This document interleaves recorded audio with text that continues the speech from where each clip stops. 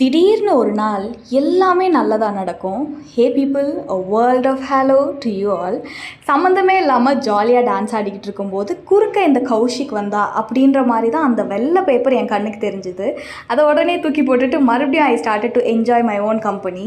So அதே மாதிரி தான் இன் லைஃப் ஒரு ஓரத்தில் ஒரு சின்னதாக கூட நம்ம பேக்ரவுண்டில் கெட்டவங்க இருக்காங்க அப்படின்னா யூ ஹாவ் டு ஜஸ்ட் தூக்கி போட்டுட்டு you have to start being happy for your own selves.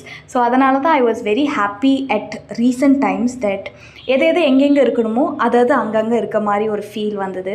So and today finally it was Holi celebration guys in my office. Very late தான், பட் அட்லீஸ்ட் இப்போவாச்சும் செலிப்ரேஷன்னு ஒன்று இருக்கே அப்படின்னு சந்தோஷப்பட்டுக்கலாம். ஸோ ஆக்சுவலி டாஸ்க் என்னென்னு பார்த்தீங்கன்னா 2 சார்ட் கொடுத்துருவாங்க. நம்ம வாயில் அந்த ஸ்ட்ராவை வச்சு எதனா ஒரு ட்ராயிங் பண்ணணும்.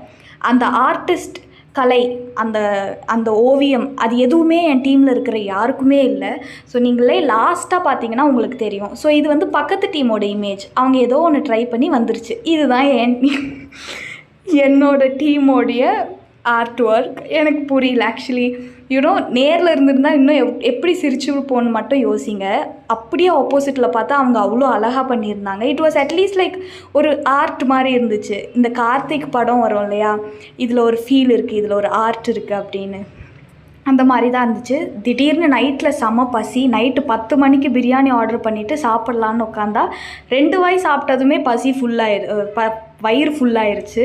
So that the day actually came to an end. Night போய் மொட்டை மாடியில் உட்காந்து ஒரு மாதிரி ஃபீலிங்ஸாக ஹாப்பியாக இருந்தேன். ஸோ நீங்களும் ஹாப்பியாக இருங்க and subscribe for more videos right now. Subscribe பண்ணிடுங்க. Tata bye bye and bless you.